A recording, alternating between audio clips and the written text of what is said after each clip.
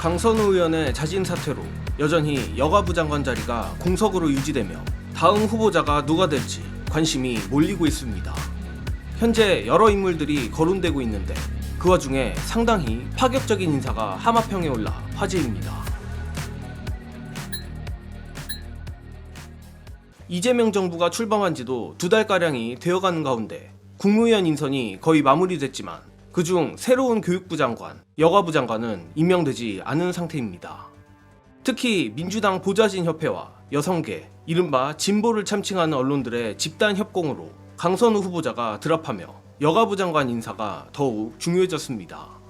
이에 어느 정도 예상됐던 전현직 국회의원과 전임 민주당 최고위원 등의 이름들도 나오는 반면 기존 상식을 깨는 인사도 거론되고 있습니다.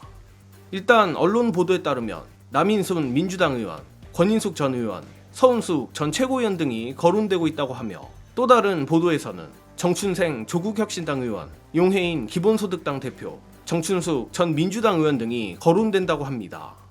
다만 앞서 말씀드린 대로 대부분 거진 예상이 됐던 인물들이고 냉정하게 말해 정춘생, 용해인 의원도 타당 소속이란 점을 빼면 여가부 장관이 된다고 해도 대단히 신선하다고 하기는 다소 부족한 게 사실입니다.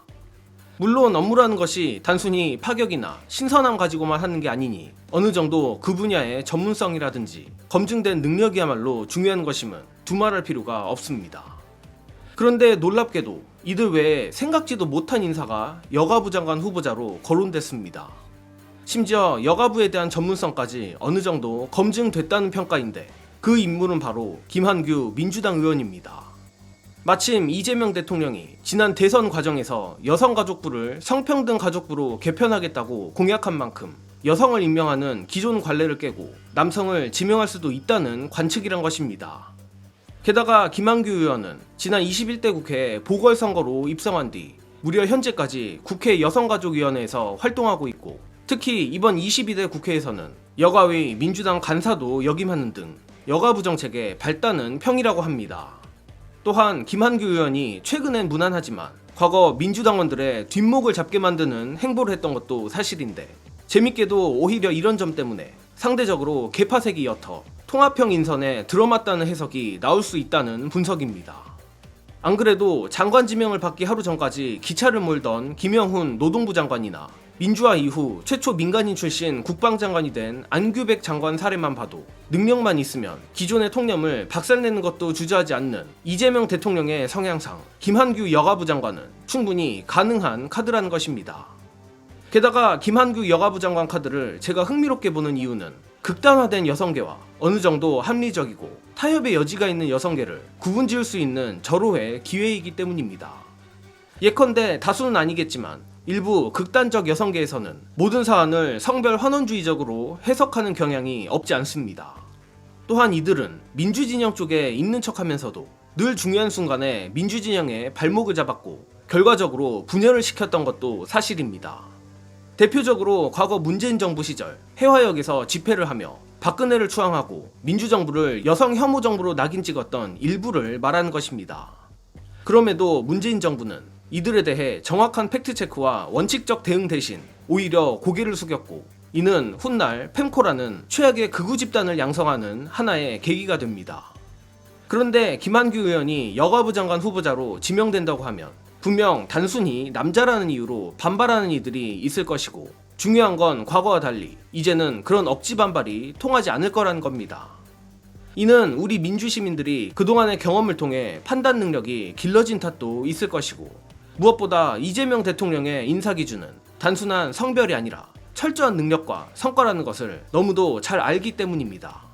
다시 말해 김한규 의원이 남자이기 때문에 여가부 장관을 하면 안 된다는 폭력적인 주장은 여성계에서도 분명 입장이 나뉠 것이며 이를 통해 여성계도 보다 건전한 방향으로 이재명 정부와 협력할 수 있게 되리라 생각합니다. 추가로 이재명 대통령의 공약인 여가부 성평등 가족부 개편을 위해선 단순히 여성운동을 얼마나 했냐가 중요한 것이 아니라 조직이나 행정 업무에 대한 이해도가 더 현실적이고 필수적인 능력이자 덕목입니다.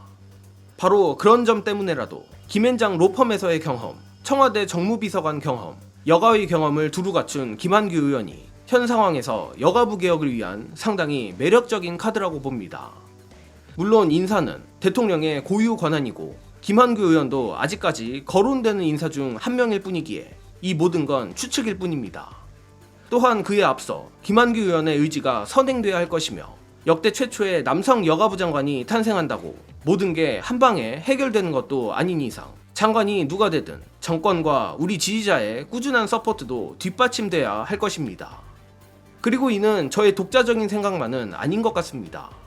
끝으로 여가부 장관의 파격 카드가 필요한 이유 안내드리며 이번 소식은 여기서 마칩니다. 영상 봐주신 여러분 감사합니다. 대통령이 아젠다를 한번 던져본 거죠. 젊은 남성들이 느끼는 역차별 문제를 다루는 부서는 없느냐라는 질문 자체가 그걸 만들어 보겠다고 하는 그런 의사였던 것 같고요. 근데 우리 세대는 상상할 수 없을 정도로 좀 젊은이들 사이에 상호 혐오가 워낙 심해서 이런 문제를 정치적으로 풀어줘야 된다고 하는 좀 문제의식을 갖고 있는 것 계신 것 같은데. 근데 우리 기존의 이제 여성담론, 다시 말씀드리지만 여성담론을 주도해 왔던 그룹들하고 좀 전망이 다른 거죠. 그러면 이제 일단 공론의 공간에 올려놓은 것으로 일단 대통령의 문제의식은 일단 의미가 있는 것이고 더 이상 진행 여부에 대해서는 좀 더 우리가 여론 뭐 이런 것들을 좀 흐름을 봐야 한다는 말씀이죠. 그러니까 지금의 우리가 이 이야기를 다루어온 방식으로 보면 남자가 할 수가 없어요. 남성에는 당장 여성 혐오자로 낙인을 찍기 때문에. 근데 지금 강선우 의원 대신으로 거론되는 분들이 이제 전통적인 여성운동계 내에서 성장한 분들이 되게 거론되고 있잖아요. 기존의 여성계와는 거리가 있는 분을 좀 여가부 장관으로 지명한다면 이걸 사회적 의제로 또는 정치적 의제로 끌어올려야 되겠다라고 하는 데까지 성공할 수 있을 거라고 그렇게